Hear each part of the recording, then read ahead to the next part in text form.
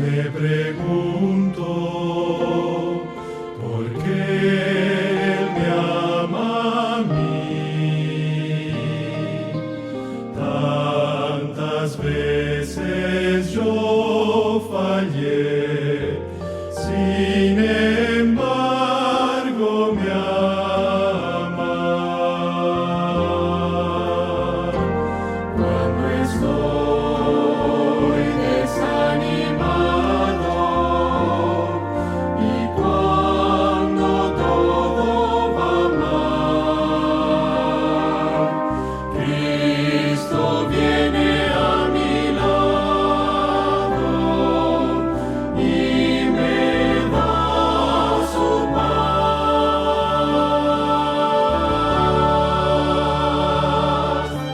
Cristo está a mi lado, nunca me dejará.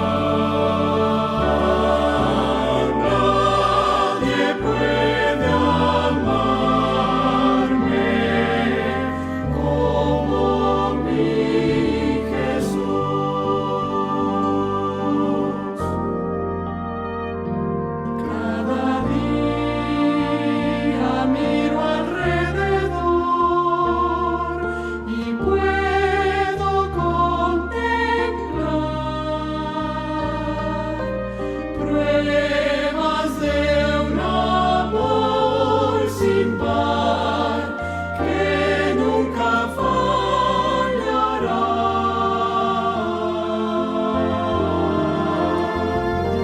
Su palabra me revela milagros de gran poder, y de todos el más grande es su amor por mí.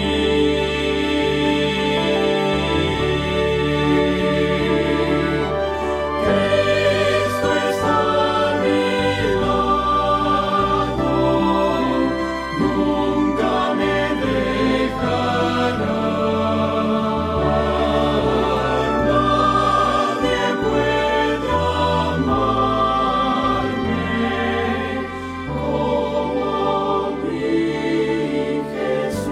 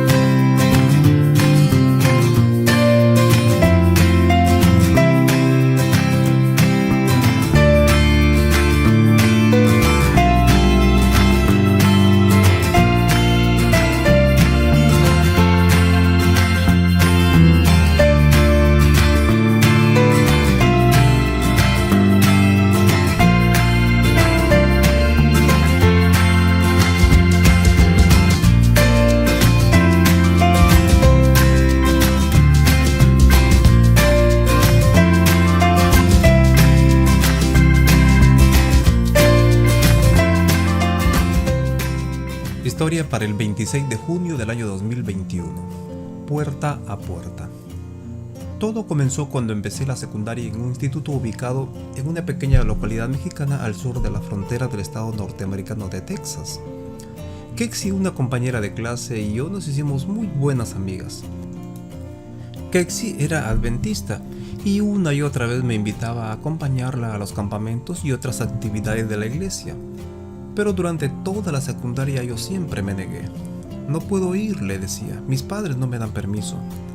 Pero en realidad yo nunca había pedido permiso para acompañarla, simplemente no me interesaba ir. Sus invitaciones me entraban por un oído y me salían por el otro. A veces las dos discutíamos amistosamente sobre el sábado.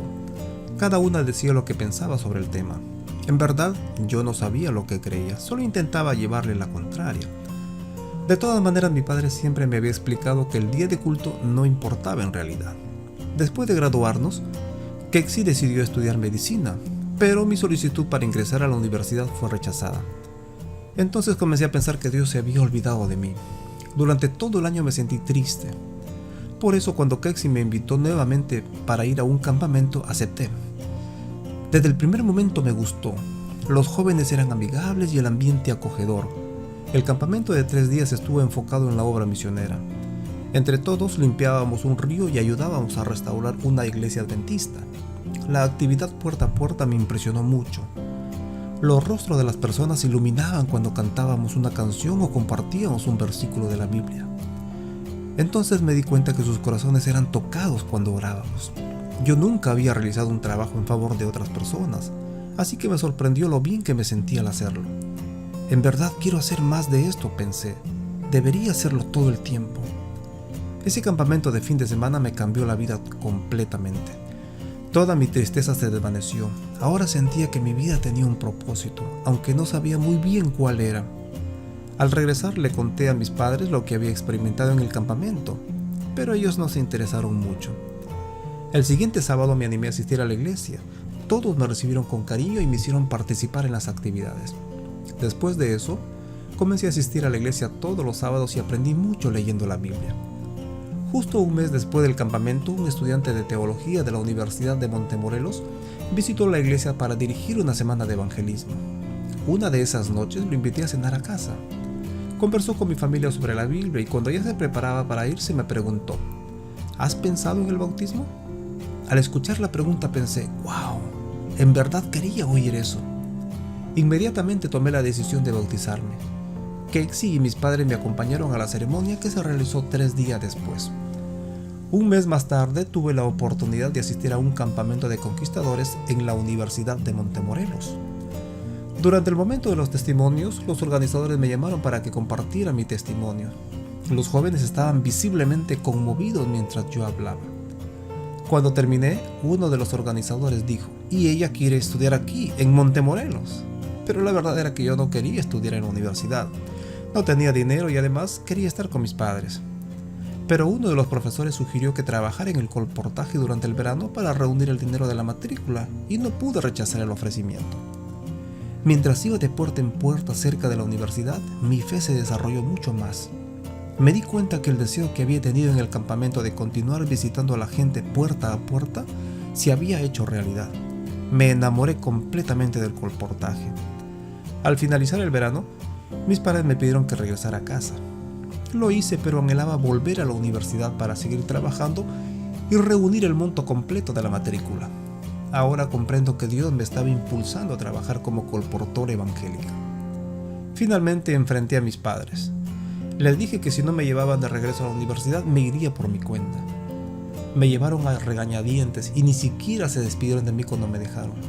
Fue muy duro para mí, pero oré: «Señor, solo somos tú y yo». Durante el siguiente mes no tuve comunicación con mis padres y me preguntaba si había cometido un error. Entonces decidí llamar a mi papá para decirle que quería volver a casa. Pero él me dijo: «No tienes que volver, quédate allá. Tu madre y yo hemos decidido unirnos a la iglesia adventista». No podía creer lo que escuchaba. Me puse a llorar.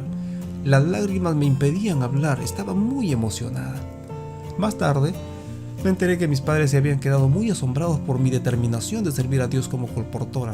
Después de dejarme en la universidad, se propusieron asistir a una iglesia adventista para descubrir qué me había impresionado tanto de ella. Luego tomaron estudios bíblicos y decidieron bautizarse, y todo ese tiempo yo pensé que ellos estaban enojados conmigo. 6 semanas después de mi llamada, mis padres, mi hermano de 17 años y mi hermana de 13 se bautizaron juntos. Al ver mi fidelidad al llamado de Dios de servir como colportora, ellos también se decidieron por Cristo. Como mi ciudad natal San Fernando es muy pequeña, todos saben que mi familia ahora es adventista. A medida que mis padres, mis hermanos y yo testificamos y compartimos nuestra historia, muchas otras familias se están interesando en conocer la iglesia. No sé qué pasará después de esto. Se trata solo del comienzo de la historia. La ofrenda del 13º sábado de este trimestre ayudará a abrir centro de capacitación misionera, no solo en la Universidad de Montemorelos, sino también en las otras 12 instituciones de educación superior adventistas en la división interamericana. Gracias por sus ofrendas generosas que ayudarán a difundir el Evangelio por todo el mundo.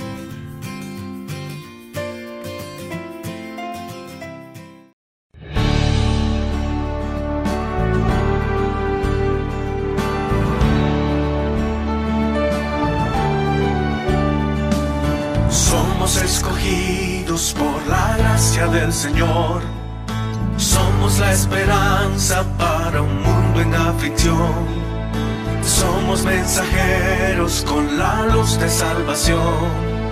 Somos luz al mundo y avanzamos sin temor. Yo iré a buscar, yo iré a rescatar, yo iré a testificar, yo iré a discipular, yo iré a predicar, pastorear y consolar. Donde quiera Dios me envíe, yo iré.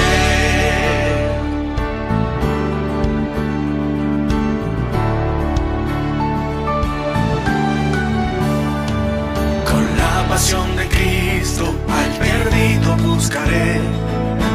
Con su Santo Espíritu salvación anunciaré. Con gran regocijo buenas nuevas llevaré. Con Cristo a mi lado de su amor predicaré.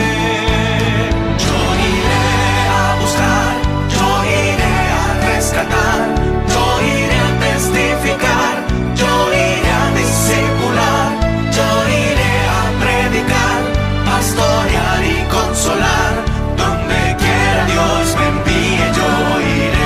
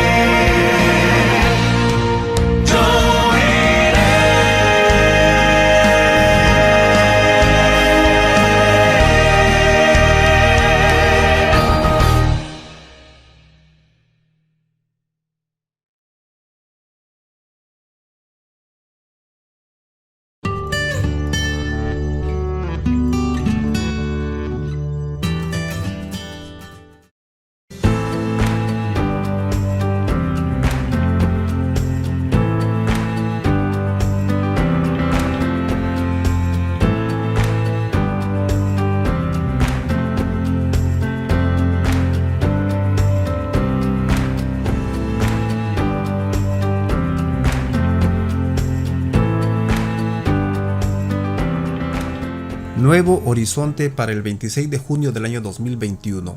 Evaluar para mejorar.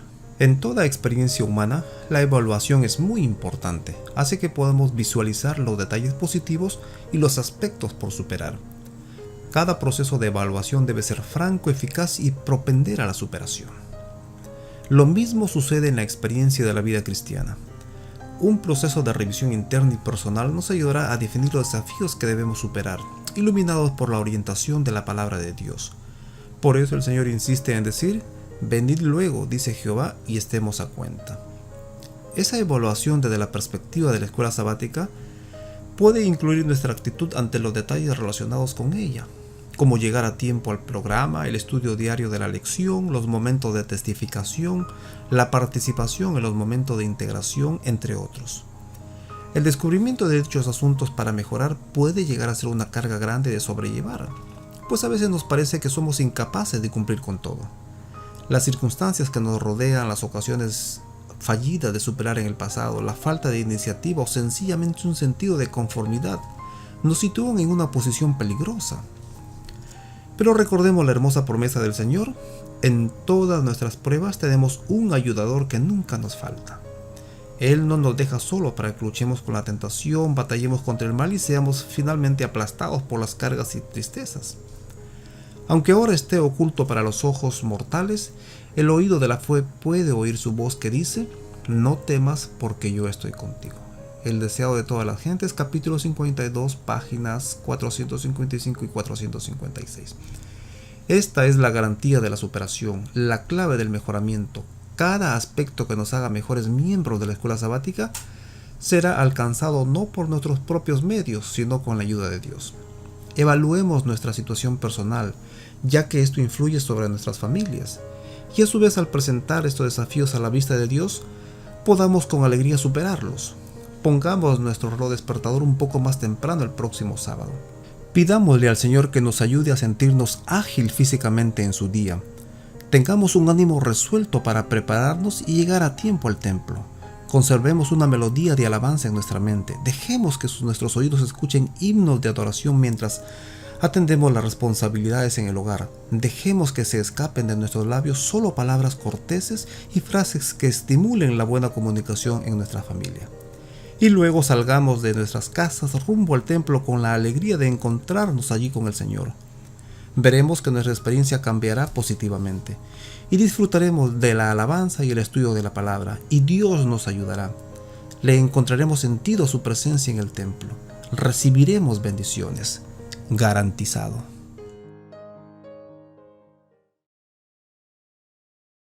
Queridos hermanos, estamos otra vez en la casa de Dios, contentos porque vamos a estudiar la palabra santa. Vamos a estudiar este folleto que titula La promesa, el pacto eterno de Dios. Y no se olviden que si desean una copia de esta presentación, visiten escuelasabatica2000.org y obtengan su copia gratuita. Y compartan, mis hermanos. Compartan con aquellos que necesitan saber acerca de Dios. El título para hoy día es La vida del nuevo pacto. La vida del nuevo pacto. Y vamos a orar, mis hermanos, para estudiar esta lección. Querido Dios que estás en los cielos, estamos agradecidos porque en tu día santo, día sábado, estamos en comunión contigo estudiando tu santa palabra. Ayúdanos a comprenderla, Señor. Bendice a cada uno de los que están viendo este video. Cuida su salud física, mental y espiritual. Y sobre todo, Señor, cuida a nuestros hijos. En el nombre de Jesús, amén. El versículo de memoria está en Juan 10:10, la última parte, y dice: Yo he venido para que tengan vida y para que la tengan en abundancia. Yo he venido para que tengan vida. Es que en Dios está la vida y en Jesucristo está la vida. Y Él nos dice, yo he venido para que tengan vida. ¿Y qué clase de vida? ¿Qué clase de vida? Para que la tengan en abundancia. Miren lo que dice esta versión. Nueva traducción viviente. El propósito del ladrón es robar y matar y destruir. Mi propósito es darles una vida plena y abundante. El propósito de Jesucristo es darnos una vida plena y abundante aquí en la tierra. Aquí en la tierra, el que tengamos esa clase de vida plena y abundante. O sea, una vida que solamente Dios puede dar. Algunos ejemplos de esa clase de vida abundante. Miren lo que dice 1 Juan 1:4. Estas cosas os escribo para que vuestro gozo sea cumplido. Una de las cosas importantes del Evangelio es que nos da gozo, para que vuestro gozo sea cumplido. Miren lo que dice esta versión, para que puedan participar plenamente de nuestra alegría. Les escribimos esto para aumentar al máximo nuestra alegría. Él quiere que tenemos gozo, que tengamos alegría al máximo. ¿Y cuál es esa fuente de la alegría? ¿Por qué Él dice, les escribo esto? ¿Qué cosa es lo que nos puede ocasionar alegría? Miren lo que dice el contexto. 1 Juan 1, 1 y 2. Lo que era desde el principio, lo que hemos oído, lo que hemos visto con nuestros ojos, lo que hemos contemplado y palparon nuestras manos tocante al verbo de vida. Es la experiencia personal, lo que hemos sentido, lo que hemos visto de nuestro Señor Jesucristo, tocante al verbo de vida, aquel Dios que se hizo carne, porque la vida fue manifestada y la hemos visto, y testificamos y os anunciamos la vida eterna, la cual estaba con el Padre y se nos manifestó. Continúa en el versículo 3. Lo que hemos visto y oído, eso os anunciamos, para que también vosotros tengáis comunión con nosotros, y nuestra comunión verdaderamente es con el Padre y con su Hijo Jesucristo. La raíz de la alegría es tener una experiencia personal de lo que hemos visto, de lo que hemos oído acerca de nuestro Señor Jesucristo. Esa es la raíz verdadera.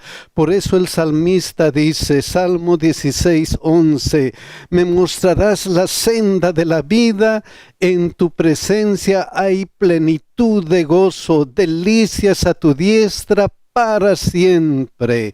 Me vas a mostrar, voy a tener esa experiencia personal contigo, te vas a identificar conmigo y mi experiencia me va a dar, ¿qué cosa? Plenitud de gozo, delicias a tu diestra para siempre. Y esta plenitud es abundante, es al máximo, porque Dios da eso. Dios, el dador de la vida, nos proporciona gozo, no como el gozo que el mundo da, no como el gozo que se siente en el mundo, porque eso es pasajero. Miren lo que dice Job 24:5. ¿No sabes esto, que así fue siempre desde el tiempo que fue puesto el hombre sobre la tierra, que la alegría de los malos es breve y el gozo del impío por un momento? ¿Y acaso eso no se experiencia cuando uno vive sin Cristo? Que la alegría del que vive sin Cristo es pasajera, es temporal, es solamente por un momento. Eso es lo que quiere evitar Dios en nosotros. Él quiere que tengamos gozo y que tengamos gozo en abundancia, no importa qué. No importa que nos pase, no importa que nos suceda, no importa si estamos bajo dificultad, no importa si estamos con problemas serios, Él quiere que nosotros tengamos gozo en abundancia, porque Él nos da su paz, Él nos da lo que necesitamos. Entonces, con Dios tenemos abundante gozo. Por eso dice el versículo de memoria, para que la tengan en abundancia aquí en la tierra. ¿Qué otra cosa Dios quiere darnos y que necesitamos tan abundantemente? ¿Qué quiere darnos? Miren lo que dice Romanos 8:1. Ahora pues, ninguna condenación hay para los que están en Cristo Jesús. ¡Qué hermoso! Ninguna condenación hay. Nadie te puede condenar. Nadie nos puede condenar. Tenemos paz. Tenemos paz porque por Cristo dice que hay para los que están en Cristo Jesús, porque solamente en Cristo hay esa paz, no hay condenación, porque solamente en Cristo. Miren lo que dice 2 Corintios 5:21, al que no conoció pecado, por nosotros lo hizo pecado, para que nosotros fuésemos hecho justicia de Dios en él. Es que Él cambió nuestra vida. Nosotros deberíamos haber sufrido las consecuencias, la condenación de nuestro pecado, pero Él cambió, Él sufrió por nosotros. Él hizo lo que nosotros deberíamos haber hecho. Él murió por nuestros pecados. Y por eso no hay condenación para los que están en Cristo. Miren lo que dice Romanos 3, 24 al 25.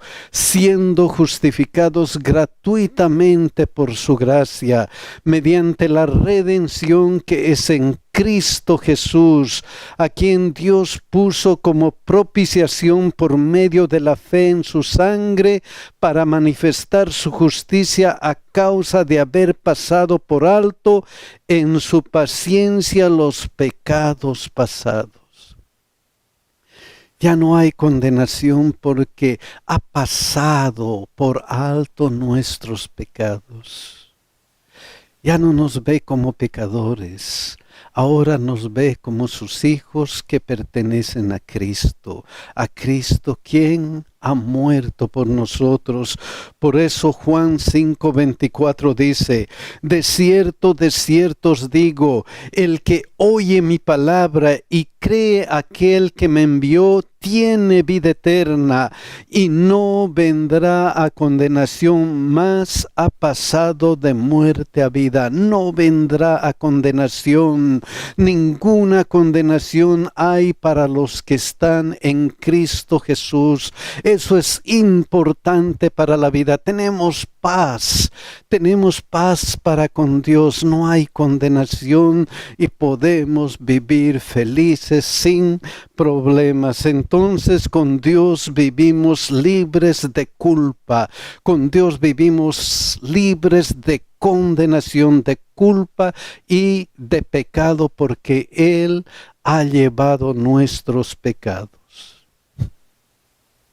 ¿Qué otra cosa nos da vida en abundancia? ¿Qué otra cosa nos da vida en abundancia? Miren lo que dice Efesios 3, 17 y 19. Para que habite Cristo por la fe en vuestros corazones. Para que habite Cristo por la fe aquí en nuestros corazones. Eso es importantísimo porque con el apóstol Pablo, Gálatas 2:20, se puede decir, con Cristo estoy juntamente crucificado, y ya no vivo yo, mas vive Cristo en mí. Esa calidad de vida quiere Dios que tengamos. Ya no vivo yo, mas Cristo vive en mí, para que habite Cristo por la fe en nuestros corazones, para que haya esa relación personal con Dios. Ya no vivo yo, mas vive Cristo en mí, y lo que ahora vivo en la carne, lo vivo en la fe del Hijo de Dios, el cual me amó y se entregó a sí mismo por mí, el cual me amó, el cual se entregó solamente por esa palabra grande, amor. Solamente por amor. Y por eso, para que habite Cristo por la fe en vuestros corazones, a fin de que arraigados y cimentados en amor. Arraigados y cimentados en amor, a fin de que vivamos arraigados y cimentados en amor. ¿Por qué es importante el amor? ¿Por qué es importante el amor en la vida? Miren lo que dice 1 Corintios 13, 1 al 3. Si yo hablase lenguas humanas y angélicas y no tengo amor, vengo a ser como metal que resuena o címbalo que retiñe. ¡Qué pena! Si yo hablara en lenguas humanas y angélicas y no tengo amor, no sirve de nada. No sirve de nada. Luego dice, y si tuviese profecía y entendiese todos los misterios y toda ciencia, y si tuviese toda la fe de tal manera que trasladase los montes y no tengo amor, nada soy. Si mi cristianismo, dice, no tiene amor, no está fundada en el amor, de nada sirve. Qué importante es que estemos arraigados y cimentados en amor. Luego dice, y si se partiese todos mis bienes para dar de comer a los pobres, y si entregase mi cuerpo para ser quemado, y no tengo amor, de nada me sirve. Es que la palabra clave es amor, porque Dios es amor. Porque si me amáis, vas a hacer las cosas que yo quiero que hagan. Solamente si me amáis. Si me amáis, guardad mis mandamientos. Por eso es importante, a fin de que arraigados y cimentados en amor, seáis plenamente capaces de comprender con todos los santos cuál sea la anchura, la longitud, la profundidad y la altura, y de conocer el amor de Cristo que excede a todo conocimiento, a fin de que comprendamos plenamente qué significa amor. ¿Qué significa esa palabra? Amor. Miren lo que dice 1 Juan 4:16. Y nosotros hemos conocido, creído el amor que Dios tiene para con nosotros. Dios es amor, y el que permanece en amor, permanece en Dios y Dios en él. Dios es amor. Y por eso nosotros tenemos que amar y nada más que amar. ¿Para qué? Para que seáis llenos de toda plenitud de Dios. Para que seáis verdaderos cristianos. Para que nuestro cristianismo sea práctico. Para que nuestro cristianismo tenga algo de valor y no sea algo que no tiene valor. Solamente para eso. Entonces Dios nos da un corazón que ama.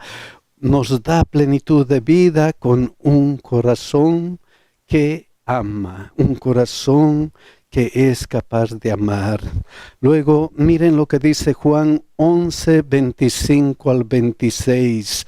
Le dijo Jesús, yo soy la resurrección y la vida. Es que solamente Jesús es el que da vida. Yo soy la vida y Él es el creador de la vida. Y como creador de la vida, como el que da vida, miren lo que pase. El que cree en mí, aunque esté muerto, vivirá. Y todo aquel que vive y cree en mí, no morirá eternamente. ¿Crees esto? Otra cosa que tenemos que tener en abundancia es la creencia de que no vamos a morir. La esperanza de que toda la vida, toda nuestra vida va a ser una vida eterna. No importa si dormimos por un instante en lo que llamamos muerte. No importa. Porque aunque estemos muertos, viviremos. Esa es la promesa. El que cree en mí, aunque esté muerto, vivirá. Esa vida es en abundancia, porque es la vida eterna, es la vida que Dios nos va a dar. Y tenemos que creer en eso. Y todo aquel que vive y cree en mí no morirá eternamente. 1 Juan 5:11 al 13 dice, y este es el testimonio que Dios nos ha dado vida eterna. Dios, el dador de la vida, nos ha dado vida eterna. ¿Por qué? Porque hemos creído en nuestro Señor Jesucristo. Luego dice, y esta vida está en su Hijo. El que tiene al Hijo tiene la vida. El que no tiene al Hijo de Dios no tiene la vida. Estas cosas os he escrito a vosotros que creéis en el nombre del Hijo de Dios, para que sepáis que tenéis vida eterna y para que creáis en el nombre del Hijo de Dios. Les estoy escribiendo todo esto, dice, ¿para qué? A ustedes especialmente, a nosotros personalmente nos está escribiendo, ¿para qué? Para que estemos seguros de que tenemos vida, y tenemos vida en abundancia, y tenemos vida eterna. Estén seguros, dice. Dios nos da la garantía de que vamos y tenemos vida eterna. Estén seguros. Por eso Juan 5, 28 y 29 dice, no os maravilléis de esto, porque vendrá hora cuando todos los que están en los sepulcros oirán su voz, y los que hicieron lo bueno saldrán a resurrección. ¿De qué calidad? De vida eterna. Oh, mis hermanos, eso es grande. Eso es grande. El que cree en Jesucristo, aunque esté muerto, vivirá. Cuando Cristo venga, ellos serán resucitados para vida eterna. Miren lo que dice la hermana de Huay. Cristo se hizo una carne con nosotros para que pudiésemos ser un espíritu con Él. En virtud de esta unión hemos de salir de la tumba, no meramente como una manifestación del poder de Cristo, sino porque a través de la fe su vida ha llegado a ser nuestra.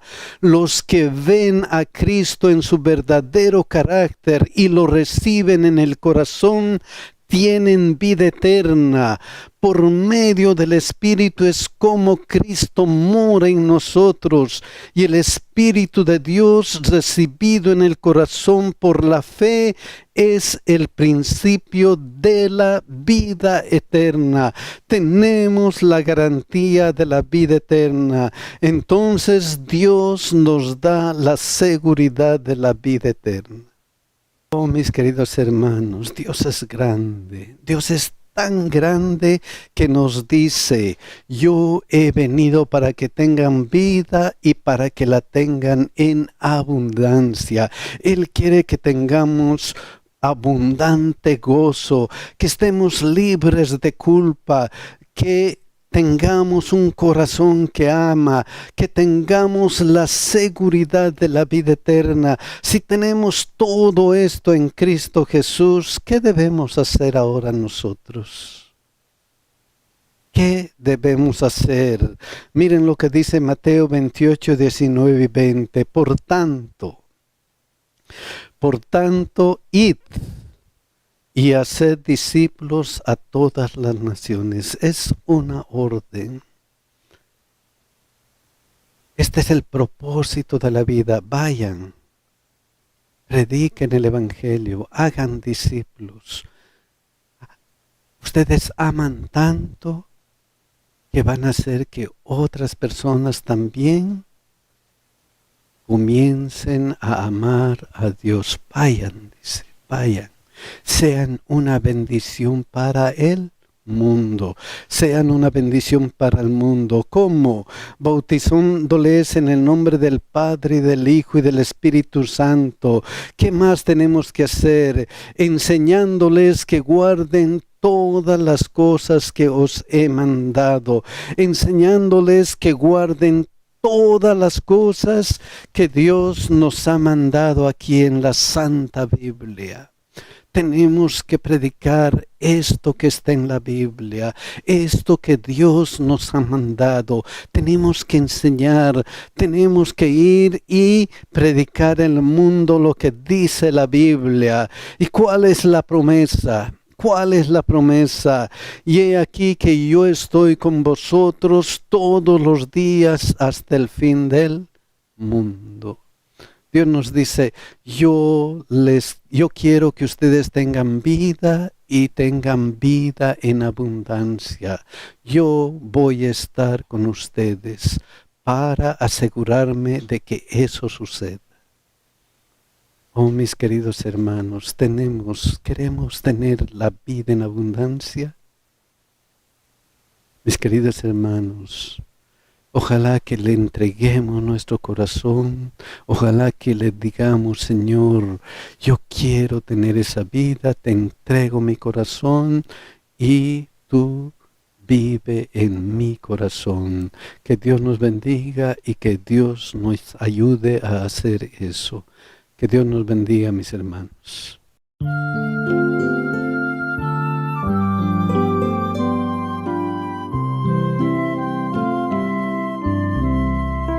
Deja que el Señor te envuelva con su espíritu de amor. Satisfaga hoy tu alma y corazón.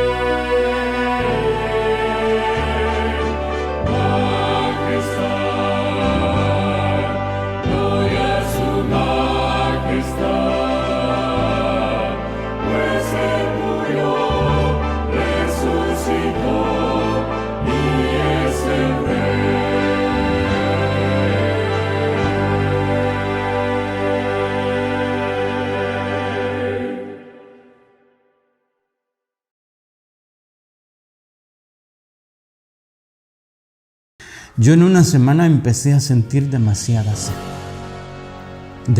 sed, empecé a tomar mucha agua. De repente yo traigo mi termo, tomaba el agua que aquí nos dan, tomaba refresco, o sea, empecé a tomar agua. De repente en mi vista yo veía clarito, las letras pequeñitas las veía sin lentes, sin nada. Y al otro día fui con el de la vista, le digo, oiga doctora, necesito que me haga unos estudios. Ya le conté que tenía yo demasiada sed, que estaba tomando demasiada agua y que de repente me empezaba a doler la cabeza y me estaba yo mareando. Me dijo, sí, tiene problemas de la glucosa, tiene la presión arterial, así nomás me dijo. Dice, pero pues eso es mi dicho, necesitamos hacer los estudios. Al otro día, temprano, pues me empecé a marear, como a las 5 de la mañana. Me empecé a marear. Y de repente me empezó a faltar la respiración. Y ahí fue cuando ya mi esposa le habló a un hermano. Y le dijo, hermano, apóyenos, aquí está el carro, lleve a Jeremías, vamos a buscar una clínica. Un doctor se acercó y me dijo mi nombre, señor Jeremías Argüelles, ¿me escucha? Le digo, sí. Me dijo, lo vamos a entubar. Y de ahí ya no recuerdo, qué pasó. Los médicos, así a grandes rasgos, me dijo, mira, tú traías una glucosa de 900. Eso es infarto fulminante. Traías una presión arterial de 600, infarto fulminante. Tu corazón venía a más de 190 por minuto. ¿Cómo se llama? También eso es taquicardia, infarto fulminante. Me dijo una frase que la verdad la recuerdo porque me la recordaron como 5 veces. A ti te quieren mucho de allá arriba. La probabilidad de que se recupere es del 7%. Así que mi hermano dice, nosotros esperábamos que tú reaccionaras después de las 72 horas. Y me lo volvió a repetir, la verdad que tú reaccionaste entre las 28 y las 30 horas. Me dice, llegó un momento en que a ti te resetearon. Y pasó algo raro. Nunca nos había pasado. Como a las 8 horas un médico te estaba tratando. Tiene sus guantes, su protección y todo. Tu cuerpo generó una descarga eléctrica tan fuerte. Mira que aquí tengo una quemadura. No sé si lo logras ver. Aquí tengo una quemadura. Cuando se generó esa descarga, el médico que te estaba tocando, pues que te estaba cuidando, cayó como a los 3 metros. El aparato se quemó. Nos asustamos. No sé si sea Buda, si sea Jesús o sea un ángel, pero haz de cuenta que él bajó y te hizo así, un chispazo. Cuando eso pasó, como a los 10 minutos, tus pulmones empezaron a...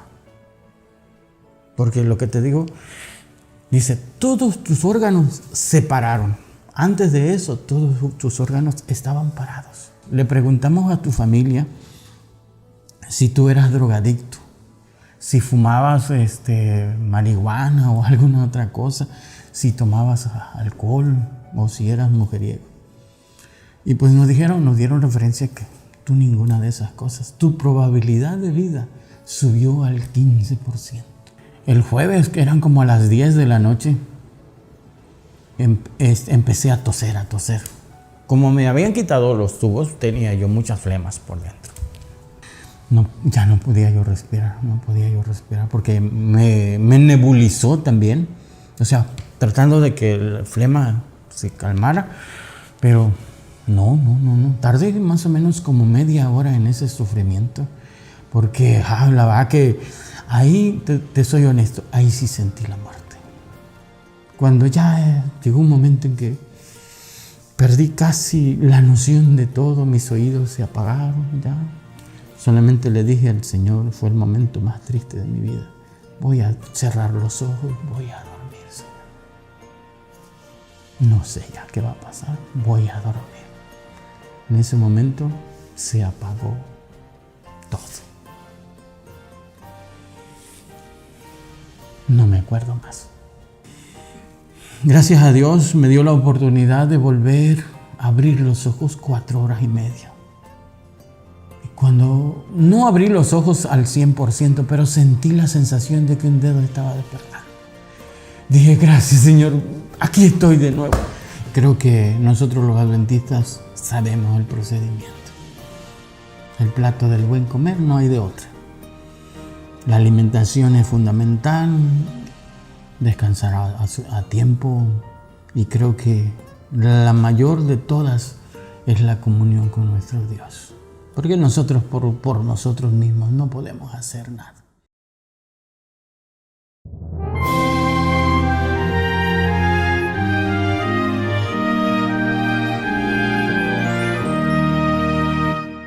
Con gratitud llegamos a tu altar, Señor.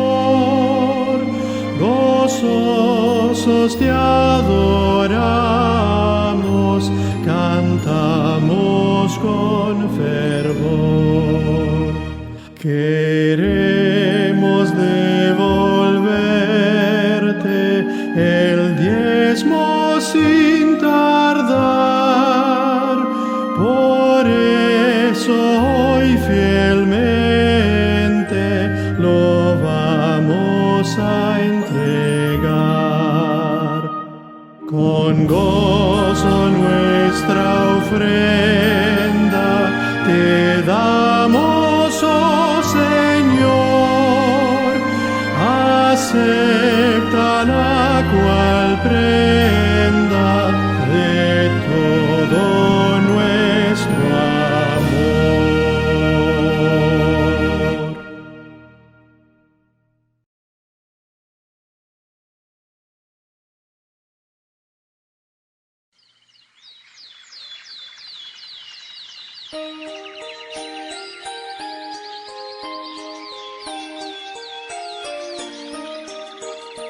Dios hizo el lindo jardín, pim, pim. Dios cuida a los pajaritos, piu, piu. Él cuida también las flores y todos los pececitos.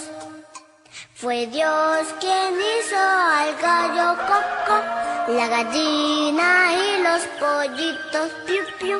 El buey también, el caballo y mi bonito perrito, guau, guau.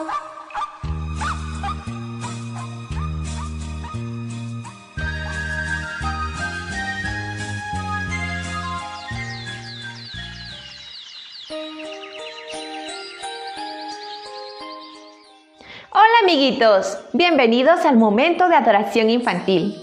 La historia de hoy se titula La abuelita Melba y la cita bíblica la encontramos en Lucas 13:34 y dice: ¿Cuántas veces quise juntar a tus hijos como la gallina junta sus pollitos bajo sus alas, pero no quisiste? Melba es una abuelita que vive en el campo.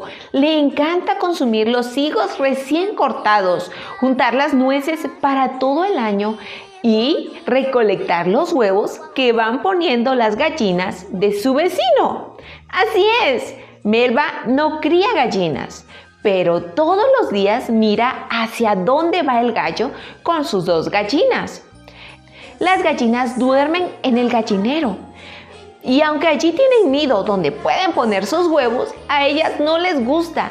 Prefieren ponerlos en otros lugares, en diferentes partes. Por ejemplo, en los huecos de los árboles, debajo del granero, arriba de las escaleras o hasta en el tractor viejo. ¡Qué gracioso!, ¿verdad? Melba, con sus pasitos cortos, va detrás de las gallinas recolectando cada uno de los huevos para llevárselos a su vecino. Es hermoso, ¿verdad?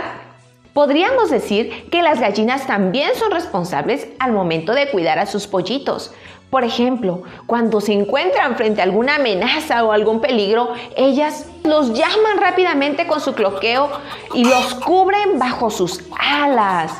En Lucas 3:74 también nos menciona que así como las gallinas cuidan de sus pollitos, Jesús cuida de nosotros y se siente responsable de nuestra salvación. Dice: ¿cuántas veces quise juntar a tus hijos como la gallina junta sus pollitos bajo sus alas? Pero no quisiste. A Melba nadie le dijo que cuidara los pollitos o que cuidara de los huevos, pero ella se siente responsable de hacerlo y lo hace con mucho gusto, porque los quiere proteger de cualquier amenaza, como la comadreja o los lagartos que se quieran comer los huevos. Nuestra oración hoy debe ser pedirle a Dios que nos ayude a ser responsable en cada una de las tareas que tenemos que realizar y que las hagamos sin que nadie nos los esté recordando. Oremos. Padre, te damos muchas gracias por tu amor, por tu cuidado, por el ejemplo que nos has puesto en las gallinas y los pollitos. Te pedimos que nos ayudes a ser responsable en nuestras tareas, para que las hagamos sin que nadie nos lo pida y que hagamos siempre nuestro mejor esfuerzo. Y que la gloria y la honra sea solo para ti. Nos ponemos en tus manos, en Cristo Jesús. Amén. Hay un pensamiento en la palabra de Dios en el libro de San Lucas capítulo 5, el versículo número 32. Dice San Lucas capítulo 5, versículo 32, no he venido a llamar a justos, sino a pecadores al arrepentimiento. ¿Qué les parece si nos colocamos en pie y oramos? Querido Padre Celestial, gracias por la oportunidad de estudiar su palabra en este lugar y en este momento. Gracias, Dios, por los amigos y amigas presentes. Gracias por los hermanos y hermanas que nos acompañan. Pero gracias, Dios, por aquellos y aquellas que nos siguen en cualquier lugar del mundo a través de la internet. Gracias por aquellos que escuchan esta programación a través de la radio. Permita, Dios, en esta hora, que el Santo Espíritu nos traiga palabra de vida para la vida eterna. Que no escuchemos las palabras de un hombre, pero que recibamos la palabra de Jehová, esa palabra que vive y permanece para siempre. Háblenos, Dios. Quite todo ruido de nuestra mente y habilítenos con su Espíritu para entender la verdad de su Espíritu. Que le adoremos, oh Dios, en esta hora en espíritu y en verdad. Es nuestro anhelo y oración, y lo pedimos en el nombre de Jesús. Amén. Hemos dicho durante la semana que Lucas escribe su evangelio y posiblemente está tratando de hacernos entender cuál es su comprensión acerca del evangelio, su comprensión acerca del plan de salvación, y organiza el material de manera tal que resalta algunos puntos. Número 1, resalta la palabra de Dios. Número 2, resalta el Espíritu Santo. Número 3, resalta el tema del arrepentimiento. Número 4, resalta el interés y el empeño de Jesús acerca de los necesitados y los pobres. Resalta el interés de Cristo por las mujeres. En el Evangelio según San Lucas descubrimos verdades tan profundas y tan interesantes que nos ayudan a entender a Lucas para comprender su confesión en el libro de los Hechos. En el libro de los Hechos, San Lucas relata su experiencia vivencial, relata su testimonio, anuncia lo que había pasado en su vida. Ahora no son conceptos, no son ideas, no es lo que él investigó. Ahora el relato de su propia vida. Una persona arrepentida, una persona nacida de nuevo, una persona transformada por el Espíritu Santo. Cuando estudiamos la Biblia y buscamos el significado de transformado por su Espíritu, necesitamos comenzar e ir al principio. Lucas entendió el trabajo y la obra del Señor Jesús. Nosotros debemos ir un poquito más atrás para entender cómo el Espíritu Santo nos transforma, para entender cómo el Espíritu Santo nos cambia. Debemos ir al principio. Debemos ir al comienzo del problema. ¿Qué fue lo que se dañó cuando el hombre pecó? ¿Qué fue lo que se cambió? ¿Qué fue lo que se transformó? En el capítulo 1, versículo 31 de Génesis dice, y vio Dios que todo lo que había hecho era bueno en gran manera. Cuando el hombre peca, entonces ocurre una situación difícil y complicada. Comencemos por ahí, Génesis capítulo 6, versículo 5. Vamos rapidito, porque hay muchas cosas lindas que debemos compartir. ¿Cómo comenzó todo? Hablemos primero del fracaso y luego cómo Dios restaura. Génesis capítulo 6, versículo 5 dice la Biblia: y vio Jehová que la maldad de los hombres era mucha en la tierra, y que todo designio de los pensamientos del corazón de ellos era de continuo solamente, ¿a qué cosa? Al mal. ¿Qué fue lo que se dañó? La mente humana. ¿Qué fue lo que se enajenó? La mente humana. ¿Qué estaba pasando con la mente humana? Quedó completamente dañada, incapaz de producir un pensamiento bueno. Y vio Dios que la maldad, y vio Dios que la intención de los pensamientos del corazón de ellos era de continuo, ¿para dónde? Al mal. La mente se dañó completamente, de modo que al hablar del plan de salvación estamos hablando de la restauración de la mente del hombre, de una nueva mente en el hombre. Por eso Pablo dice, nosotros tenemos la mente de Cristo. ¿Cómo logramos esa mente de Cristo? ¿Qué fue lo que pasó en realidad? ¿Cómo podemos descubrir y ir desarrollando todo el proceso de degradación, enajenamiento del ser humano? Cuando seguimos estudiando la Biblia descubrimos que no solamente Dios nos dice que sus pensamientos eran de continuo al mal, que sus pensamientos y sus designios, sus intenciones eran de continuo al mal, sino que Dios es un poco más categórico y más específico. Jeremías capítulo 16 del versículo 9. Vamos rapidito y veamos el problema y luego la solución. Jeremías capítulo 17 versículo 9. Se dañó la mente del hombre, se enajenó el hombre. La mente que debió ser templo del Espíritu Santo, dice el Señor Jesús, se convirtió en guarida de demonios. La mente humana se fracasó. Jeremías capítulo 17, versículo 9, dice el profeta, engañoso es el corazón más que todas las cosas. ¿Y qué sigue diciendo? Y perverso, ¿quién lo conocerá? Y responde, yo Jehová, que escudriño la mente, que pruebo el corazón para dar a cada uno según su camino, según el fruto de sus obras. Yo pregunto, ¿conoce Dios el corazón humano? Sí, Señor. ¿Conoce la mente humana? Sí, Señor. En el Antiguo Testamento, para tratar de entender la profundidad de la mente humana, para tratar de entender la profundidad de lo que es la esencia del ser, la esencia del hombre, los escritores del Antiguo Testamento utilizan 4 palabras diferentes.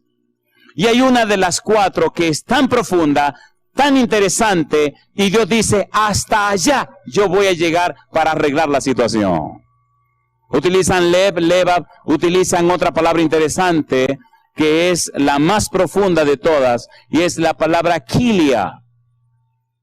Utilizan una palabra que no es tan profunda, que es keret, y todas esas palabras, leva, keret, hablan del ser interior, hablan de las emociones, hablan de las facultades mentales, hablan de las proyecciones de los seres humanos, sus actuaciones, pero la palabra kilia nos habla de lo más profundo del ser. Y Dios dice que quiere cambiar al hombre hasta lo más profundo del ser. Y en el hombre se dañó hasta lo más profundo del ser. Engañoso es el corazón del hombre y perverso. ¿Quién lo conocerá? Pudiéramos decir, engañosa es la mente del hombre, perversa es la mente del hombre. ¿Quién la conocerá? Y el Señor responde, yo Jehová. En otras palabras, yo sé la situación del hombre, yo sé dónde el hombre cayó. Por eso cuando Dios le pregunta a Adán y Eva, Adán, ¿dónde estás tú? No es una pregunta geográfica. Es más que una pregunta psicológica o emocional. Es mucho más que una pregunta social. Es una pregunta que trasciende el simple hecho de la existencia. Es una pregunta espiritual. ¿Dónde te fuiste? Cuando hablamos de enseñanza y hablamos de instrucción, el resultado es el aprendizaje. Cuando Adán y Eva pecan, Dios le preguntó, ¿y quién te enseñó que estabas desnudo?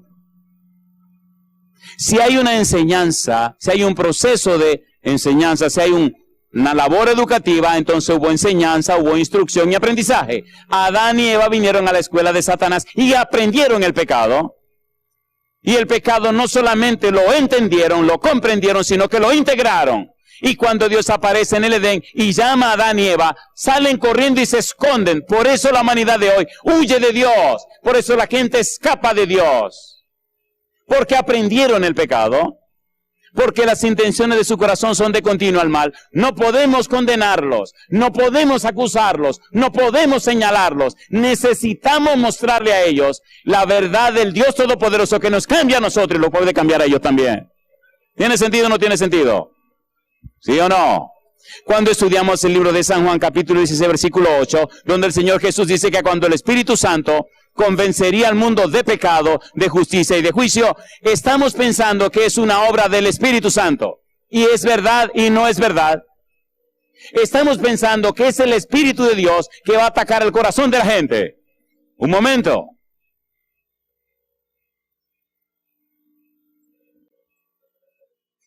Me alegra que estén así calladitos porque lo voy a dejar así mismo. Voy a seguir con mi sermón.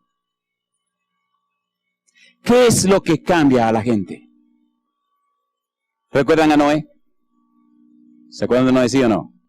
No contenderá mi espíritu con el hombre para siempre, sino que serán sus días 120 años. Génesis 6:3. Mi pregunta, ¿con quién estaba Dios contendiendo? ¿Con quién estaba el espíritu contendiendo contra los antediluvianos? Con Noé. ¿Quién era la pieza o la espada que el espíritu tenía para contender con los antediluvianos? Noé. ¿Cuál era el testimonio que el espíritu estaba dando para que la gente se arrepintieran? Noé y su familia. La clave, la evidencia, la prueba que tenía el espíritu para contender con los antediluvianos era la vida de Noé. Por eso necesitamos entender el fracaso humano y entender la obra del Espíritu y comprender por qué es tan necesario que seamos transformados por su Espíritu para que el Espíritu contienda con la gente. No es la predicación de un mensaje, es la manifestación de una vida cambiada. Eso es lo que cambia las vidas. Por eso necesitamos entender esto desde el principio y ver cómo Dios se compromete a cambiarte y cómo lo hace. Y la Biblia lo explica. ¿Tiene sentido o no tiene sentido? ¿Tiene sentido o no tiene sentido? No es convencernos de una verdad, es convertirnos a una persona que se llama Cristo Jesús. No es convencernos de doctrinas, es convertirnos a una persona a través del Santo Espíritu. Y cuando estemos convertidos, la gente creerá lo que le decimos. No porque lo decimos nosotros, sino porque lo dice el Espíritu a través de nosotros. ¿No fue lo que dijo Jesús? ¿Lo dijo o no lo dijo? Pues, ¿lo dijo o no lo dijo? Romanos capítulo 7. Veamos cómo lo dice Pablo. La bancarrota humana, el fracaso del hombre, la tragedia del pecado. Romanos capítulo 7, el apóstol Pablo trata de explicar esto que estamos diciendo y aplica el asunto a su propia vida. Romanos capítulo 7 dice el apóstol Pablo, versículo 21, así que, queriendo yo hacer el bien, hallo esta ley que el mal está en mí. Porque según el hombre interior, me deleito en la ley de Dios. Pero veo otra ley en mis miembros que se revela contra la ley de mi mente. ¿Y qué dice ahora? Y me lleva cautivo a la ley del pecado que está en mis miembros. Y yo te pregunto a ti, ¿te pasa a ti igual y me pasa a mí, sí o no? ¿Sí o no? Nuestra mente se dañó. Y Jesucristo el cuadro lo pinta peor todavía.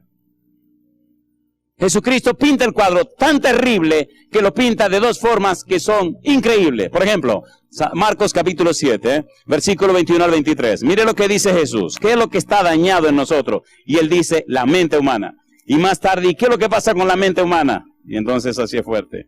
San Marcos capítulo 7, versículo 21 al 23. Vamos rapidito a ver esto. Marcos 7, 21 al 23. ¿Qué dice Jesús? Dice él, porque de dentro, ¿de dónde?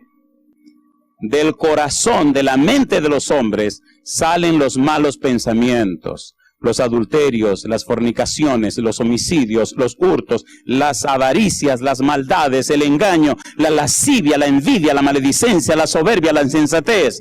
Dice el Señor Jesús, todas estas maldades de dentro salen y contaminan al hombre. ¿Qué está diciendo Jesús? Jesús está diciendo, querido, querida, lo que está dañado en ti es tu mente. Es tu mente que está completamente acabada. Ahí es donde está el problema. Ahí es donde está la situación. Trata y enfócate y mira a ver qué va a pasar con tu mente. Dame la oportunidad de cambiarte la mente. Dame la oportunidad de empezar ese proceso de transformación. Dame la oportunidad de trabajar en esa parte de tu vida y verás cómo todas las cosas cambian. En el libro de Proverbios capítulo 4, versículo 23, mire lo que dice el proverbista. Proverbios capítulo 4, versículo 23 dice, sobre toda cosa guardada, ¿qué dice ahora? Guarda tu corazón, guarda tu mente, porque de él mana la vida, o mana la muerte. Cuando le preguntamos a Jesús, Señor, ¿y entonces? Entonces Jesús dice algo terrible en San Mateo capítulo número 12. Cuando usted viene al médico, el médico lo examina. El médico investiga y averigua qué es lo que usted tiene. Le hace un diagnóstico. Y cuando hace el diagnóstico, manda a hacer los exámenes y cuando tiene todos los resultados dice, usted necesita esta medicina. Hagamos un problema primero. Resolvamos el problema de cuál es la enfermedad. Se llama pecado. ¿Cuál es la situación del hombre? Enajenamiento total. ¿Qué ha pasado con el ser humano? Se dañó. ¿Qué pasó con la mente humana? La mente humana, el pecado la acabó. Muy bien. ¿Y qué piensa hacer Jehová? Bueno, Jehová piensa arreglar, restaurar, transformar a ese ser humano que cayó. Y yo digo, alabado es el nombre de Dios.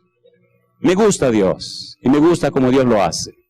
Por eso necesitamos ubicarnos y enfocarnos. Jesús fue tan lejos, y esto solo lo voy a leer, y si usted quiere lo puede explicar usted, pero en algún otro momento, porque este versículo es fuerte. Mateo capítulo 12. Jesús llegó tan lejos que dijo, Mateo 12, 43, cuando el espíritu inmundo, ¿qué dice? Sale del hombre, anda por lugares secos buscando reposo y no lo halla. Entonces dice, volveré a mi casa de donde salí y cuando llega la halla, ¿cómo dice? Desocupada, ¿qué más? Barrida y adornada. Entonces va y toma consigo otros 7 espíritus peores que él y entrados moran allí. Y el postrer estado de aquel hombre viene a ser peor que el primero. Así también acontecerá a esta mala generación. Y yo le pregunto a usted, ¿está diciendo el Señor Jesús que los espíritus inmundos viven en los hombres? Eso es lo que está diciendo. No solamente se le daña la mente, ahora se hacen guaridas de demonios. ¿Y cómo resuelve Dios ese problema que se pone tan difícil? Le tengo buenas noticias. Cristo es todopoderoso. Para Dios nada es imposible. ¿Es cierto o no lo es? Yo no sé cuál es tu situación si tienes la mente dañada. No sé cuál es tu situación si te has caído en vicio. No sé si tu situación es que está lleno de demonios. Una cosa yo sé, que el Señor Jesús es todopoderoso y el Espíritu Santo es todopoderoso para limpiar, lavar y transformar tu vida. No importa cuán bajo haya caído. ¿Usted lo cree? ¿Cuánto lo cree? Entonces busquemos ahora el remedio al problema. El hombre está completamente acabado. ¿Es usted una persona pecadora? ¿Lo reconoce o no lo reconoce? ¿Tiene problema usted con el problema del pecado? ¿Sí o no? Muy bien, número 1, somos pecadores. Nuestra mente la recibimos con problemas. Dice la sierva de Dios que de cada 10 hay 9 que tienen problemas mentales. De los primeros 9 yo soy el primero, así que nos faltan 8. Póngase en la lista, por favor. Tal vez 1 de cada 10 no tiene ningún problema mental, bendito sea. Felicítese, pero bueno, ese no soy yo. Yo también tengo, bueno, por eso ando con un par de loqueros donde quiera que voy, ¿verdad? Si un día me patina el cloche, pastor, ¿qué le pasa? Así que ya lo tengo allí, siempre vigilándome, siempre chequeando. Vamos ahora a la belleza. Me gusta. Estamos hablando de San Lucas, el médico Lucas, y me gusta hablar de Lucas porque él no solo investigó, no solo averiguó, no solo indagó. Lucas presenta su evangelio, los resultados de su investigación, prepara el material, arregla el material de una manera tal que sea clara y didáctica la forma como lo presenta. Algunos dicen que usó el método histórico. Lucas sabía cómo trabajar con lo que es investigación. Lucas sabía cómo organizar el material y sabía cómo poner las cosas en ese orden. Ninguno de los evangelios está organizado como Lucas lo hizo. Y ninguno de los evangelios tiene toda la información que Lucas tiene. Y si usted analiza versículo a versículo, descubre que el evangelio de Lucas es mucho más y tiene mucho más información que muchos otros de los evangelios. Interesante que Lucas, cuando escribe su evangelio, presenta materiales. Por ejemplo, las parábolas presentan más parábolas que los otros evangelios. Una cosa interesante ha pasado con las parábolas, y es que durante siglos los teólogos han dejado las parábolas a un lado, y apenas unos 60 años comenzaron a investigar sobre las parábolas. ¿Cómo es posible que se ignoraran las parábolas si el Señor Jesús la utilizó como una herramienta apropiada para dar sus lecciones? Todavía hoy investigue por ahí y descubrirá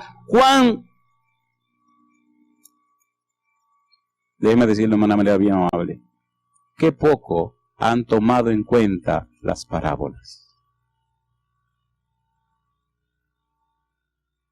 Lucas presenta más parábolas que los otros evangelios. Es interesante las parábolas que él presenta y la belleza y el significado que ellas tienen. Pero bueno, ahí en la página nuestra hay una cuanta parábola que la pueden copiar y grabar completamente gratis. Hay 2 series de parábolas que allí grabamos, ahí la pueden copiar cuando quieran. Vamos a la solución del problema. San Lucas, capítulo número 3. San Lucas, capítulo número 3, Lucas menciona una palabra y la menciona en relación a Juan el Bautista. Lucas, capítulo número 3. Siendo que estamos hablando de Lucas, comencemos con Lucas. Lucas, capítulo 3, versículo número 3. ¿Cómo dice? Hablando de Juan el Bautista, dice, y él fue por toda la región contigua al Jordán predicando, ¿qué cosa? El bautismo del arrepentimiento para perdón de pecados. Versículo 8, dice Juan el Bautista, haced pues, ¿qué cosa?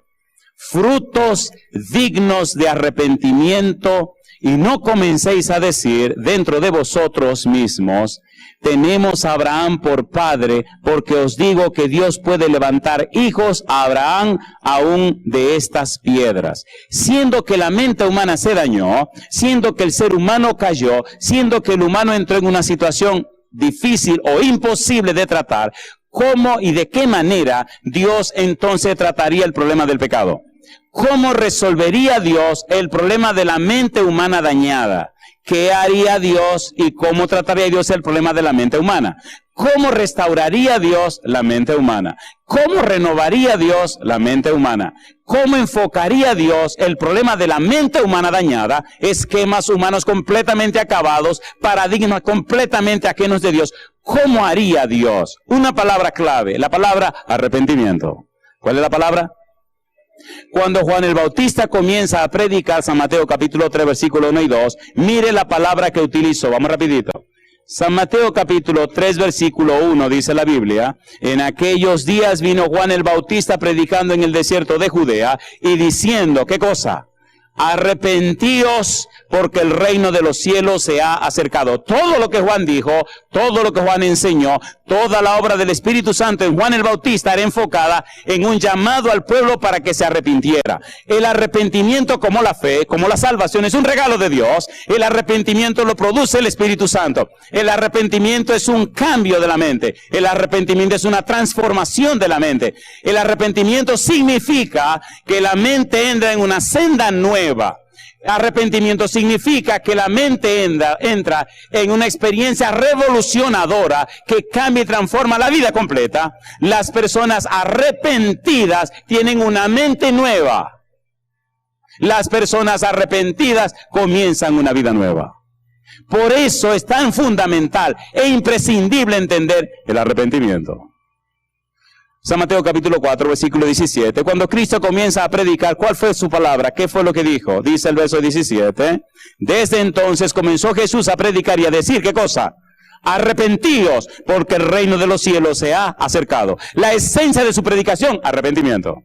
Cuando usted estudia el Nuevo Testamento, descubre que, número 1, Juan el Bautista. Número 2, el Señor Jesús. Número 3, ¿qué dice Pedro en el libro de Hechos capítulo 2, versículo 38?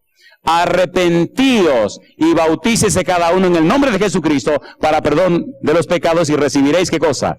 El don del Espíritu Santo. ¿Y qué dice Pablo en Hechos capítulo 17, versículo 30? ¿Qué dice el apóstol Pablo? Leamos. Pastor, ¿qué usted nos quiere decir? Querido, querida, te quiero decir que la clave del problema de la mente humana es arrepentimiento. Dice Hechos capítulo número 17, versículo 30. ¿Cómo dice? Dice Pablo, pero Dios, habiendo pasado por alto los tiempos de esta ignorancia, ahora manda a todos los hombres en todo lugar, ¿qué cosa? Que se arrepientan. ¿Cuál es la clave? Arrepentimiento. ¿Qué es arrepentimiento? Un cambio profundo en la mente.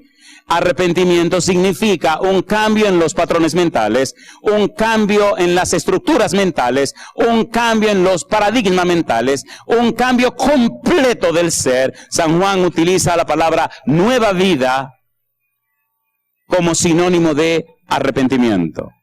Cuando se lee San Marcos capítulo 6 versículo 12, los discípulos predicaron el arrepentimiento. Se necesita un cambio en la mente humana. Dios quiere hacer un cambio en la mente humana. Pastor, y entonces, la única manera, querido, querida, la única forma de Dios lograr ese cambio en la mente humana, número 1, es la palabra de Dios. Y número 2, a través del Espíritu Santo. Tengo una pregunta. ¿Le gustaría tener una mente nueva? Primera de Corintios capítulo 2, versículo 16. A ver si le gustaría tener esta mente. Primera de Corintios 2, 16. Ahí vamos a llegar ahora. ¿Qué dice Primera de Corintios 2, 16? Recuerde que este fin de semana hablaremos de transformados ¿por quién? Por su Espíritu. Pero ¿cómo lo hace Dios? Versículo 16 dice, porque ¿quién conoció la mente del Señor? ¿Quién le instruirá? ¿Y qué dice ahora? Mas nosotros tenemos, ¿qué cosa? La mente de Cristo. Yo quisiera ver en pie lo que quieren tener en la mente de Cristo. ¿Cómo será la mente de Cristo? ¿Cómo es la mente de Cristo? ¿Cómo se obtiene la mente de Cristo? ¿Cómo lograr la mente de Cristo? ¿Cómo hace Dios para que nosotros poseamos la mente de Cristo? Una pregunta, ¿miente Dios? ¿Miente Dios? Si Él dice que te dará la mente de Cristo, ¿Él cumple su palabra o no la cumple? ¿Te gustaría la mente de Cristo? Recuerde que no estamos trabajando con posibilidades. Estamos tratando con Dios. ¿Cuántos días tiene Lázaro de muerto? Vamos a decir 4, ¿le parece? ¿Lo resucitó? ¿Puede Dios cambiar tu mente? ¿Puede darte una mente nueva? ¿Quiere Dios hacerlo? ¿Ya lo hizo con otros en el pasado? ¿Lo hizo o no lo hizo? Una pregunta, sinceramente, entre tú y yo aquí. ¿Te gustaría ese cambio? ¿Te gustaría que tu mente sea un taller del Espíritu Santo? ¿Te gustaría tener pensamientos que alaben y glorifiquen a Dios? Toda la forma como vivimos, toda la forma como nos comportamos, toda la forma como nos proyectamos, determina la manera como nosotros pensamos. Sobre toda cosa guardada, guarda tu mente, porque de ella mana la vida. Proverbio 23, 26, dame, hijo mío, ¿qué cosa? Tu corazón, y miren tus ojos por mis caminos. Si en este momento tú le quieres dar tu mente al Señor, levanta la mano conmigo. Querido Dios, levantamos nuestras manos en señal de entrega de nuestra mente a usted. Señor, no se sorprenda ni se asuste por las cosas que posiblemente encuentre ahí dentro. Pero venga, por favor, antes que sea demasiado tarde. Que cada rincón de nuestra mente, Señor, que el sótano de nuestra mente, donde se esconden cosas tan espantosas, sea lavado con la sangre preciosa de Jesús. Y que la luz de la presencia de su Espíritu pueda llenar cada rincón. Y que todas las cucarachas y los ratones y todas esas alimañas salgan corriendo, Señor. Que seamos lavados, limpiados, purificados y transformados por el poder del Espíritu Santo. Dios, lo pedimos en el nombre de Jesús. 1 Corintios capítulo número 6, llama la atención, se pueden sentar, gracias. 1 Corintios capítulo 6, versículo 9 al 11, dice el versículo 9, ¿no sabéis que los injustos no heredarán el reino de Dios? No erréis, ni los fornicarios, ni los idólatras, ni los adúlteros, ni los afeminados, ni los que se echan con varones, ni los ladrones, ni los avaros, ni los borrachos, ni los maldicientes, ni los estafadores heredarán el reino de Dios. Y dice ahora, esto erais algunos, ¿qué dice ahora? Mas ya habéis sido lavados, ya habéis sido santificados, ya habéis sido justificados en el nombre del Señor Jesús y por el Espíritu de nuestro Dios. Alabado sea el nombre de Dios. Mi pregunta, ¿miente Dios? ¿Miente Dios? No. Entonces, ¿cómo lo hace Dios? ¿Cuál es la forma que Dios utiliza para hacer ese cambio y ese milagro en nuestra vida? ¿Cómo lo hace Dios? ¿Cuál es su proceso? Los teólogos hablan del maravilloso plan de salvación y dicen que el plan de salvación tiene 3 partes. Número 1, ellos hablan de la justificación, ellos hablan de la santificación y hablan también de la glorificación. La raíz del problema es el pecado y ellos explican. Justificación es la liberación de la culpa por el pecado. Y añaden, justificación es la liberación del castigo por el pecado. De manera que los que son justificados son perdonados. Inclusive, cuando estudiamos la Biblia, indagamos un poquito más a fondo acerca de lo que es perdón de los pecados, descubrimos que perdón en la Biblia tiene una connotación de pago, de pagar, de cumplir o saldar una deuda. Por eso, en el libro de San Juan capítulo 1 versículo 29 dice, he aquí el Cordero de Dios, ¿qué hace? Que quita el pecado del mundo. La idea es el Cordero de Dios que carga el pecado del mundo, el Cordero de Dios que toma para sí el pecado del mundo. La idea de Juan en el versículo 29 es tomada del capítulo 53 del libro de Isaías, versículo 6, donde dice, cada uno se apartó por su camino, mas Jehová cargó en él el pecado de todos nosotros. Mi pregunta, ¿cargó Dios el pecado de todos nosotros en Cristo Jesús, sí o no? De manera que perdón significa que Cristo pagó.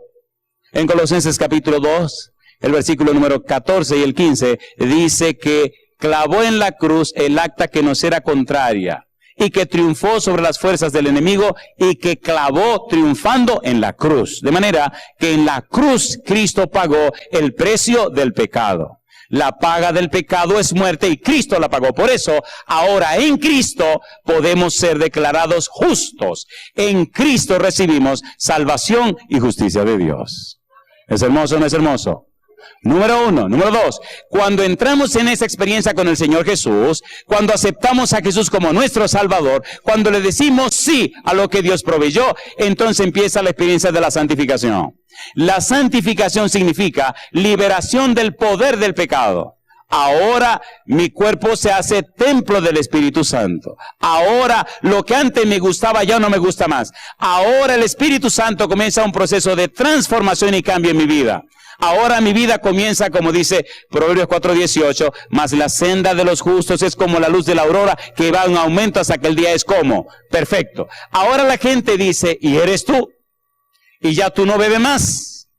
Y ya tú no golpeas a tu mujer. Y ahora tú cumples con tu deber. Ahora hay un proceso de santificación obrado por el Espíritu de Dios.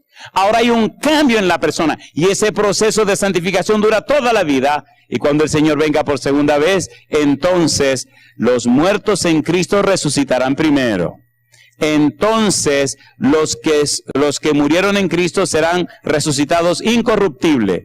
Y nosotros seremos transformados. Y así estaremos para siempre con el Señor. Y viviremos la glorificación. ¿Es hermoso o no es hermoso? Pastor, pero seamos más prácticos. Yo lo quiero más ahora. ¿Cómo va a ocurrir ahora en mi vida? ¿Cómo es que el Espíritu me va a transformar? ¿Cómo es que Dios me va a cambiar? Había un señor preso en una cárcel en Tampa, Florida. Si estaba preso no era porque era bueno. Y de repente en la cárcel comenzaron a poner un programa de radio que se transmite en Tampa todos los sábados a las 8 de la mañana.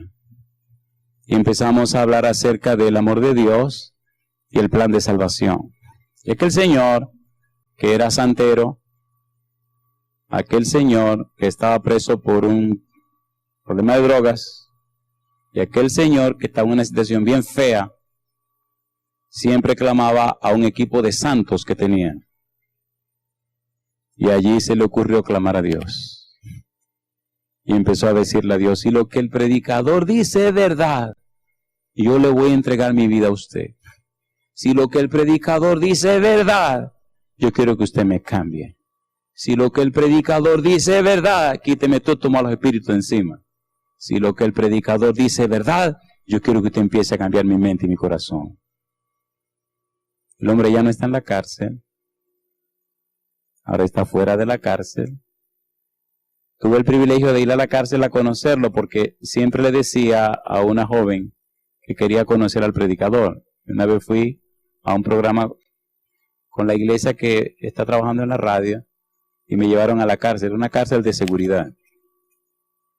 Todo trabaja con colores y es un verdadero lío. Si usted se pierde ahí adentro y se metió donde no iba, compadre, va a durar varios días, una semana ahí adentro hasta que luego encontrar la salida.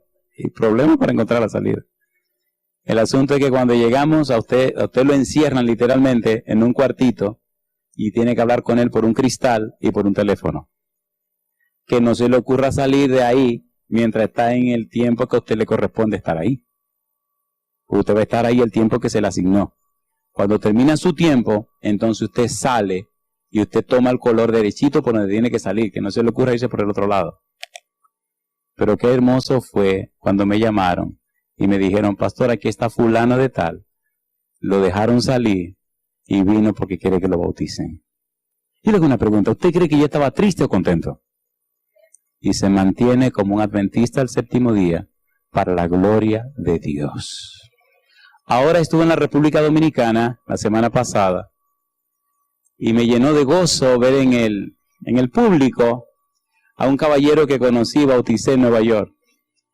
Déjeme ver cómo digo esto con amabilidad, porque posiblemente nos esté mirando desde su casa. Ese hombre está en este momento en la República Dominicana, fue a construir una iglesia. Pero ese hombre era, hermano Monzeta, lo voy a decir así suave, era tan malo, pero tan malo. Y Dios hizo un milagro tan grande. Y él entregó su vida al Señor Jesús. La familia se hizo algo hermoso. Se convirtió en un laico. Él me cuenta unas historias que me hacen gozar. Y es que a esa gente con la que él compartía, él empezó a predicarle el evangelio. Y un relato que me hizo una vez es que un muchacho vino a asaltarlo en esos callejones y esos lugares peligrosos de Nueva York donde él hacía sus trabajos. Y entonces el muchacho como que no era muy experto cómo asaltar a una gente. Y entonces él le quita la cuchilla esa y le dice, mira, agárrale, te voy a decir cómo que se hace, porque tú como que no sabes. Cosa chula, mamacita linda. Y allí él iba a dar los estudios bíblicos. Hoy es un hombre de Dios, es un anciano, transformado por el Espíritu Santo. ¿Dios puede o no puede? ¿Puede o no puede? Para Dios, nada es imposible. ¿Puede o no puede?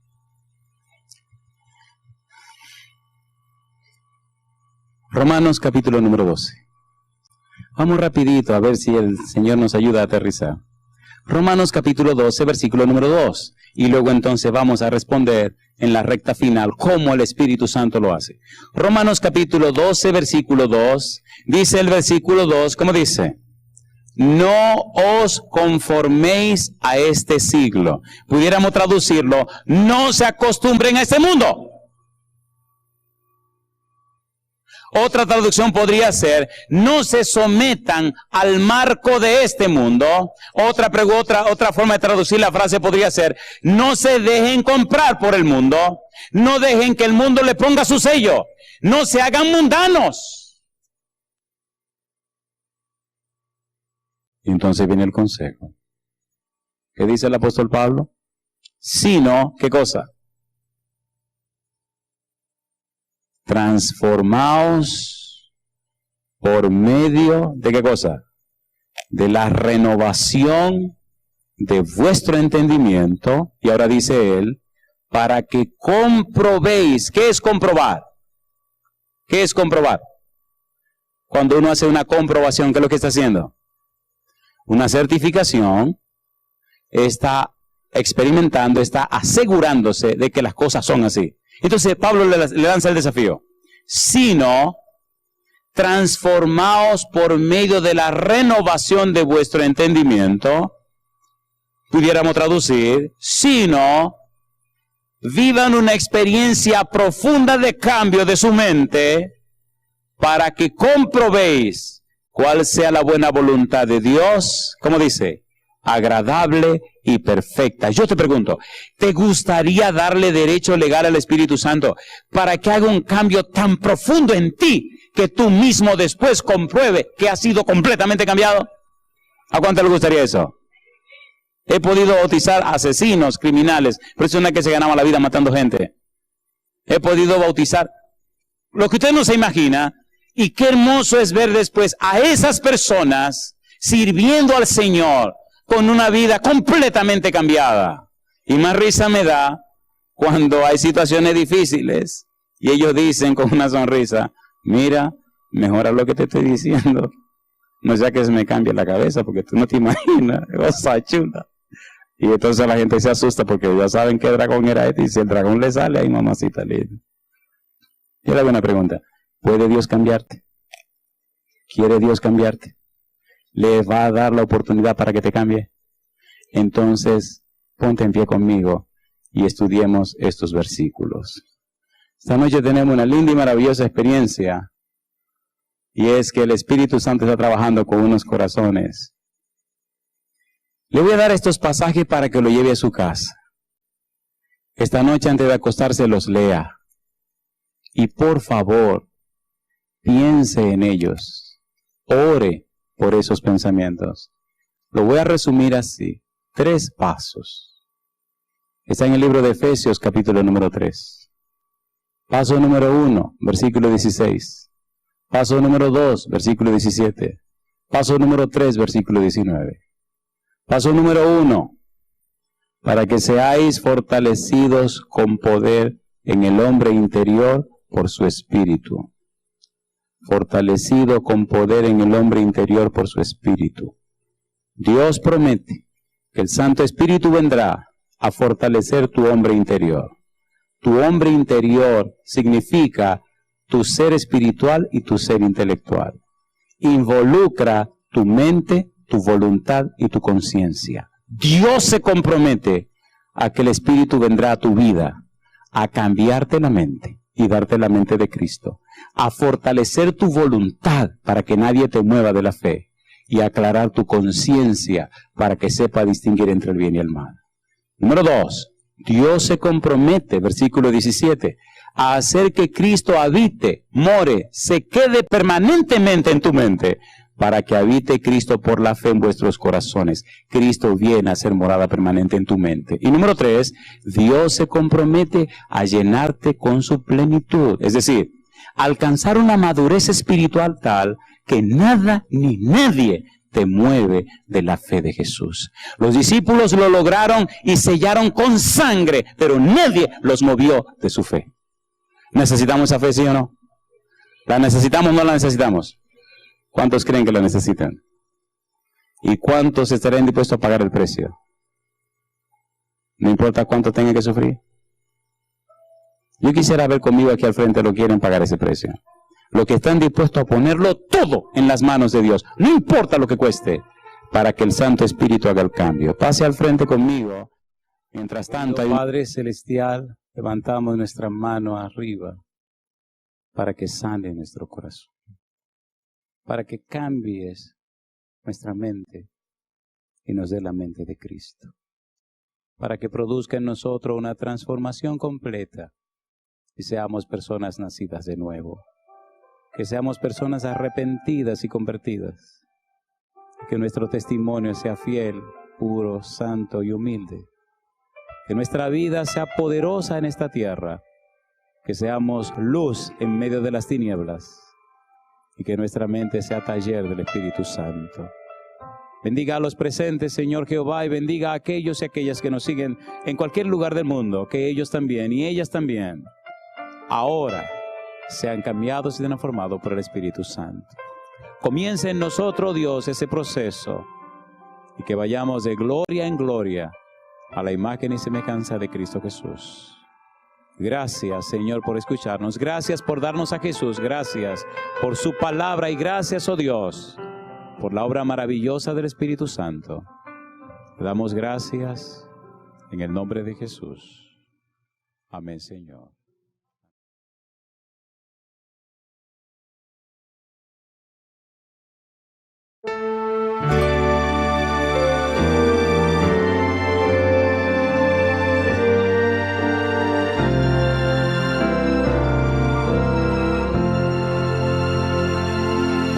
Jesús, me he prometido servirte con amor. Concédeme tu gracia, mi amigo y Salvador. No temeré la lucha si tú a mi lado estás, y tenderé el camino si tú alumbrando vas. El mundo está acechando y abunda tentación. Sutil es el engaño y loca la pasión. Acércate, Maestro, revela tu piedad, mi escudo fiel, mi alma de toda iniquidad. Si ves mi mente errando del necio mal en pos, concédeme que escuche, Señor, tu clara voz. Aliéntame en la lucha, mi espíritu sostén. Confórtame si temo, impúlsame en el bien. Jesús, tú has prometido a todo aquel que va siguiendo tus pisadas, que al cielo llegará. Sosténme en el camino y al fin con dulce amor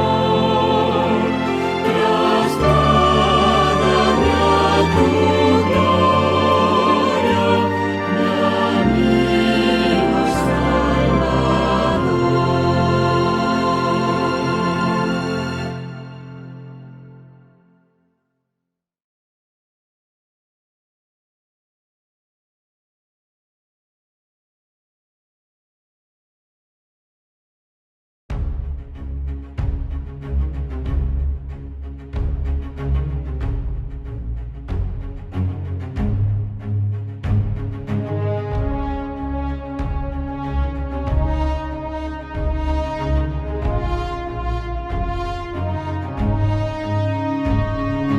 Cielos y mares anuncian Cristo viene, nuestra esperanza al fin se consumará. Pronto vendrá, pronto vendrá, pronto vendrá. Qué glorioso encuentro.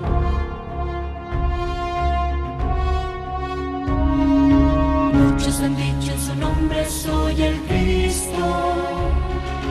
Guerras, rumores de guerras oímos ya. pronto vendrá, sí, pronto vendrá. Qué glorioso encuentro. Maranata, Cristo viene por su pueblo que fielmente le espero.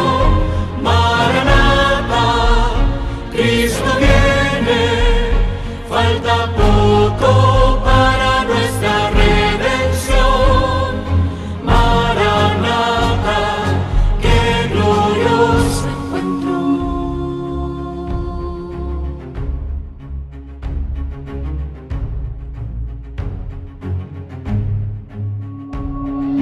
Con majestad y gloria vendrá del cielo, los que murieron en él resucitará.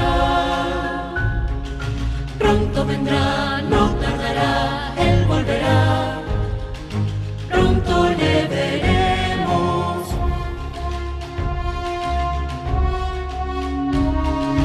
En un instante seremos transformados, nuestro vestido será la inmortalidad. Pronto vendrá, sí, pronto vendrá.